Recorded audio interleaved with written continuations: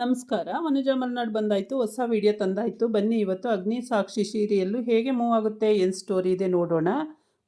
ಅದಕ್ಕಿಂತ ಮುಂಚೆ ನನ್ನ ವಿಡಿಯೋಕ್ಕೆ ಸಬ್ಸ್ಕ್ರೈಬ್ ಮಾಡ್ಕೊಳ್ಳಿ, ಹಾಗೆ ಒಂದು ಲೈಕ್ ಕೊಡಿ. ಅಗ್ನಿ ಮತ್ತು ಸಾಕ್ಷಿ, ಅಗ್ನಿಗಂತೂ ಸಾಕ್ಷಿ ಕಂಡ್ರೆ ತುಂಬ ಇಷ್ಟ ಇದೆ, ಬಾಯಿ ಬಿಟ್ಟು ಹೇಳ್ಕೊಳ್ತಾ ಇಲ್ಲ. ಇಲ್ಲಿ ಅದಿತಿ ತುಂಬ ಇವತ್ತು ಖುಷಿಯಾಗಿದ್ದಾಳೆ. ಏನಕ್ಕೆ ಖುಷಿ ಅಂತೇಳಿ ಅಗ್ನಿ ಕೇಳಕ್ಕೆ ಬರ್ತಾನೆ. ಅದಿತಿ, ಏನು ಇವತ್ತು ಭಾಳ ಖುಷಿಯಾಗಿದೆಯಲ್ಲ ಪುಟ್ಟಿ, ಏನು ಸಮಾಚಾರ ಅಂತ. ಏನಿಲ್ಲ ಅಣ್ಣ, ತುಂಬ ಖುಷಿಯಾಗಿದ್ದೀನಿ ಅಂತ. ಏನು ಖುಷಿಯಾಗಿದೆಯಾ ಹೇಳಲ್ಲ ನಾನು ಅಂತಾನೆ. ಹಾಂ ಹೇಳು, ಏನು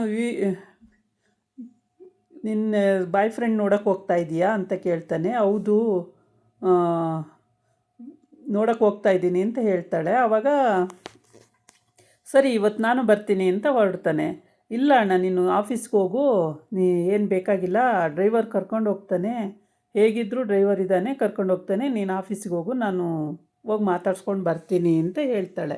ಅದಕ್ಕೆ ಅಗ್ನಿ ಹೇಳ್ತಾನೆ, ಇಲ್ಲ ಇಲ್ಲ, ತಂಗಿಗಿಂತ ಯಾವುದೂ ಇಂಪಾರ್ಟೆಂಟ್ ಅಲ್ಲ, ಇವತ್ತು ನಾನು ಬರ್ತೀನಿ, ನಾನು ಹೋಗೋಣ ಒಟ್ಟಿಗೆನೆ ಅಂತ ಹೇಳ್ತಾನೆ. ಆವಾಗ ಸರಿ ಅಣ್ಣ ಅಂತ ಹೇಳ್ತಾಳೆ. ಆಮೇಲೆ ಖುಷಿ ಆಗುತ್ತೆ. ಆಮೇಲೆ ಸಾಕ್ಷಿ ಅಲ್ಲಿಗೆ ಬರ್ತಾಳೆ. ಸಾಕ್ಷಿ ಬಂದಾಗ ಕೂಡ ಸಾಕ್ಷಿಗೂ, ಓ ಸಾಕ್ಷಿ, ಅದಿತಿ ಏನು ಮಾಡ್ತಾಯಿದ್ದೀಯಾ ಅಂತ, ಹೀಗೆ ಚೆನ್ನಾಗಿದ್ದೀನಿ ಅಂತ. ಅವಳು ಇನ್ನೂ ಮನೆಗೆ ಹೋಗಿಲ್ಲ ಸಾಕ್ಷಿ. ಅದಿತಿ, ಬಾ ಇವತ್ತು ವಿ ಭೇಟಿ ಮಾಡೋಣ ಅಂತ ಹೇಳ್ತಾಳೆ. ಆಮೇಲೆ ಇಲ್ಲ, ನನಗೆ ನೀವು ಹೋಗಿ ಬನ್ನಿ, ನನಗೆ ಕೆಲಸ ಇದೆ ಅಂತ.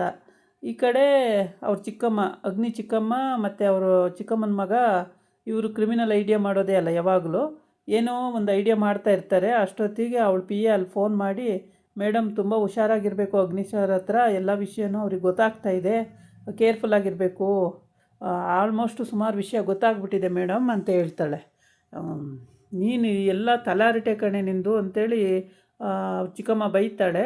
ಬೈದಾದ್ಮೇಲೆ ಸರಿ ಮೇಡಮ್ ಹುಷಾರಾಗಿರಿ ಅಂತ ಹೇಳಿಬಿಟ್ಟು ಅವಳು ಫೋನ್ ಇಡ್ತಾಳೆ. ಇವರು ಕಾರಲ್ಲಿ ಹೊರಡ್ತಾರೆ. ಚಾರ್ಜ್ ಇಲ್ಲ ಅಣ್ಣ, ಅದಿತಿ ಹೇಳ್ತಾಳೆ, ಚಾರ್ಜ್ ಇಲ್ಲ, ಒಂದು 2 ನಿಮಿಷ ಚಾರ್ಜ್ ಹಾಕೊಂಬಿಡ್ತೀನಿ, ಆಮೇಲೆ ಹೋಗೋಣ ಅಂತ. ಕಾರಲ್ಲೇ ಚಾರ್ಜರ್ ಇದೆ, ಬಾ ಅಲ್ಲೇ ಹಾಕ್ಕೊಳ್ಳುವಂತೆ ಅಂತ ಕಾರಲ್ಲಿ ಹೋಗ್ತಾರೆ. ಆಮೇಲೆ ಬಟ್ಟ ಹೇಳ್ತಾನೆ, ತಿಂಡಿ ಎಲ್ಲ ಪುಟ್ಟಿ ಇಟ್ಬಿಟ್ಟಿದ್ದೀನಿ, ನೋಡಿಕೊಂಡು ಕೊಡಿ ಅಂತ ಹೇಳ್ತಾನೆ. ಸರಿ ಗೋಪಣ್ಣ ಅಂತ ಹೇಳ್ತಾಳೆ. ಆಮೇಲೆ ಸಾಕ್ಷಿನೂ ಹಿಂದೆ ಕೂತ್ಕೊತಾಳೆ. 3 ಜನ ಹೋಗ್ತಾ ಇರ್ತಾರೆ. ಈ ಕಡೆ ಅವ್ನ ಫ್ರೆಂಡ್ ಬಂದುಬಿಟ್ಟು, ರಾಜು ಫ್ರೆಂಡ್ ಬಂದು, ಅಲ್ಲ ಕಣೋ, ಅಡ್ರೆಸ್ ಕೊಟ್ಟಿದ್ದೀನಿ ಅಂತೀಯ, ಇಲ್ಲಿಗೆ ಬಂದರೆ ಏನೋ ಮಾಡ್ತೀಯ ಅವಾಗ ಅಂತ. ಇಲ್ಲ ಇಲ್ಲ, ಕೊರಿಯರ್ ಇದು ಪೋಸ್ಟಾಗಿ ಕಳಿಸ್ತೀನಿ ಅಂದವಳೆ, ನಾನು ಹೋಗಿ ಕಲೆಕ್ಟ್ ಮಾಡ್ಕೋಬೇಕು ಅಂತ. ಏನೋ ತಿಂಡಿ ಕಳಿಸ್ತಾಳಂತೆ. ಅದಿತಿಗೆ ಏನೋ ಅದಿತಿ ಕತೆ ಏನು ಅಂತ ಅಂದರೆ, ಅವಳೊಬ್ಳು ತಲೆ ತಿನ್ನಗಿರಾಕಿ ಅಂತ ಬೈತಾನೆ. ಸಾಕ್ಷಿ ಮೇಲೆ ಫುಲ್ಲು ಪ್ರೀತಿ ಇದೆ ಇವನಿಗೆ, ಆದರೆ ಸಾಕ್ಷಿ ಇವನಿಗೆ ಸಿಗೋದು ಡೌಟು. ಹಾಗಾಗಿ ಸಾಕ್ಷಿ ಬರೋವರೆಗೂ ಸೀರೆ ಉಟ್ಕೊಂಡಿದ್ದಾಳೆ, ಅವಳು ಬರೋವರೆಗೂ ಇವನು ಕಾಯ್ತಾನೆ ಇದ್ದಾನೆ. ಅಂದರೆ ಸೀರಿಯಲ್ ನೋಡಬೇಕು ಅಂತ ಮಂಜೂರಿ ಹೇಳ್ಬಿಟ್ಟಿದ್ದಾಳಲ್ಲ, ಸೀರೆ ಉಟ್ಕೊಂಡು ತುಂಬ ಲಕ್ಷಣವಾಗಿ ಕಾಣಿಸ್ತಾ ಇದ್ಲು, ತುಂಬ ಚೆನ್ನಾಗಿ ಕಾಣಿಸ್ತಾ ಇದ್ಲು ಅಂತ. ಇವತ್ತು ನೋಡಲೇಬೇಕು ಅಂತ ಅವ್ನು ಕಾಯ್ಕೊಂಡು ಕೂತವನೇ. ಈ ಥರ ಟೆನ್ಷನ್ ಎಲ್ಲ ಅವನಿಗೆ ಬಂದೇ ಇಲ್ಲ. ಈಗ ಅದಿತಿ ಬರ್ತಾಳೆ ಅಂದ ತಕ್ಷಣವೇ ಇವನು ಟೆನ್ಷನ್ ಆಗಿಬಿಟ್ಟಿದ್ದಾನೆ. ಸರಿ, ಈಗ ಅದಿತಿಗೆ ಫೋನ್ ಮಾಡ್ತಾನೆ, ಫೋನ್ ಸ್ವಿಚ್ ಆಫ್ ಅಂತ ಬರುತ್ತೆ. ಅಯ್ಯೋ, ಸ್ವಿಚ್ ಆಫ್ ಮಾಡ್ಕೊಬಿಟ್ಟಿದ್ದಾಳಲ್ಲ, ಏನೋ ಮಾಡೋದು, ಫೋನೇ ಎತ್ತುತ್ತಾ ಇಲ್ಲ ಅಂತ. ಆಮೇಲೆ ಏನು ಮಾಡೋದು ಅಂತ ಆ ಕಡೆ ತಿರುಗ್ತಾ ಇರ್ತಾನೆ. ಅಷ್ಟೊತ್ತಿಗೆ ಆ ಮಂಜೂರಿ ಹೆಣ್ಮಕ್ಳಿಬ್ಬರು ಬರ್ತಾರೆ ಅಲ್ಲಿಗೆ. ಅಲ್ಲಿಗೆ ಬಂದು, ಏನು ರಾಜು ಅವರೇ, ಸಾಕ್ಷಿ ಕಾಯ್ತಾ ಇದ್ದೀರಾ ಅಂತ. ಆಮೇಲೆ ಹ್ಞೂ ಅಂತಾನೆ. ಆಮೇಲೆ ಸರಿ ಅಂತೇಳಿ ಸುಮ್ಮನೆ ಆಗ್ತಾಳೆ. ಈ ಕಡೆ ಗೋಪಿ ಫೋನ್ ಮಾಡ್ತಾನೆ. ಅದಿತಿ ಫೋನ್ ಸ್ವಿಚ್ ಆಫ್ ಆಗಿರುತ್ತಲ್ಲ, ಅದಕ್ಕೆ ಸಾಕ್ಷಿಗೆ ಫೋನ್ ಮಾಡ್ತಾನೆ. ಫೋನ್ ಮಾಡಿಬಿಟ್ಟು, ಅಮ್ಮವ್ರು ಮಾತಾಡ್ತಾರಂತೆ, ಕೊಡಿ ಪುಟ್ಟಿಗೆ ಅಂತ ಹೇಳ್ತಾನೆ. ಸಾಕ್ಷಿ ಕುಮಾರಿಯವರೇ, ಪುಟ್ಟಿಯವರಿಗೆ ಫೋನ್ ಕೊಡಿ ಅಂತ. ಸರಿ ಕೊಡ್ತಾಳೆ. ಕೊಟ್ಟಾಗ ಫೋನಲ್ಲಿ ಲೌಡ್ ಸ್ಪೀಕರ್ ಆನ್ ಮಾಡು ಅಂತ ಹೇಳ್ತಾನೆ ಅಗ್ನಿ. ಮಾಡಿದಾಗ ಮತ್ತು ಚಿಕ್ಕಮ್ಮವ್ರು ಫೋನ್ ಅಮ್ಮವರು ಮಾತಾಡ್ತಾರಂತೆ, ಕೊಡ್ತೀನಿ ಅಂತ ಹೇಳ್ತಾನೆ ಗೋಪಿ. ಆವಾಗ ಇಸ್ಕೊತಾಳೆ. ಅಲ್ಲೋ ಪುಟ್ಟಿ, ನಿನ್ನ ಹತ್ರ ಚೂರು ಮಾತಾಡಬೇಕಿತ್ತು ಅಂತ. ಹೇಳಿ ಚಿಕ್ಕಮ್ಮ, ಏನು ಮಾತಾಡಬೇಕು ಅಂತಾನೆ. ಅಷ್ಟೊತ್ತಿಗೆ ಇವನಿಗೆ ಅಗ್ನಿ ಸಿಟ್ಟೆ ಬಂದುಬಿಡುತ್ತೆ. ಆಮೇಲೆ ಏನಿಲ್ಲ ಪುಟ್ಟಿ, ಜಾಮೂನ್ ಕಳಿಸಿದ್ದೀನಲ್ಲ, ಜಾಮೂನಿಗೆ ಸ್ವಲ್ಪ ಜಾಸ್ತಿ ಸ್ವೀಟ್ ಹಾಕಿ ಕೊಡು, ಸ್ವೀಟು ಬೇರೆ ಕಳಿಸಿದ್ದೀನಿ, ಅದನ್ನು ಜಾಸ್ತಿ ಹಾಕಿ ಕೊಡು ಸಿರಫು ಅಂತ ಹೇಳ್ತಾಳೆ. ಅದು ಹೇಳಿದ್ದೆ ತಡ ಅಗ್ನಿಗೆ ಸಿಟ್ಟು ಬಂದೇ ಬಿಡುತ್ತೆ. ಸಿಕ್ಕಾಬಿಟ್ಟೆ ಸಿಟ್ಟು ಬಂದು, ಎಲ್ಲ ಅವ್ರು ಮಾಡಿಕೊಟ್ಟಿರೋದ ತಂದಿರೋದು ನೀನು ಅಂತಾನೆ. ಇಲ್ಲ ಅಣ್ಣ, ಅವರು ಹೆಲ್ಪ್ ಮಾಡಿದ್ರು, ನಾನು ಮಾಡಿದೆ ಅಷ್ಟೇ ಅಂತಾಳೆ. ಆದರೂ ಕೇಳಲ್ಲ.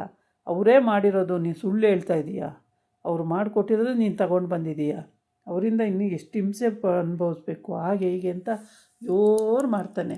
ಸಾಕ್ಷಿ ಏನು ಗೊತ್ತಿಲ್ಲ, ಸುಮ್ಮನೆ ನೋಡ್ತಾ ಇರ್ತಾಳೆ ಆ ಕಡೆ ಈ ಕಡೆ.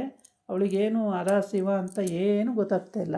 ಆಮೇಲೆ ಸರಿ ಬೈತಾನೆ, ನನ್ನ ಜೀವನದಲ್ಲಿ ಏನು ಆಡಿದ್ರು, ನಿನ್ನ ಜೀವನದಲ್ಲಿ ಏನು ಆಡಿದ್ರು, ನಮ್ಮಮ್ಮನ ಹೆಂಗೆ ನಮ್ಮಮ್ಮ ಸಾಯಕ್ಕೆ ಕಾರಣ ಯಾರಾದವರು, ಇವತ್ತು ನಮ್ಮಮ್ಮನ ಫೋಟೋ ನೋಡಿ ನಾವು ತೃಪ್ತಿ ಪಡೋಂಗೆ ಮಾಡಿದವ್ರು ಯಾರು, ಇದೆಲ್ಲ ಹೇಳ್ತಾನೆ.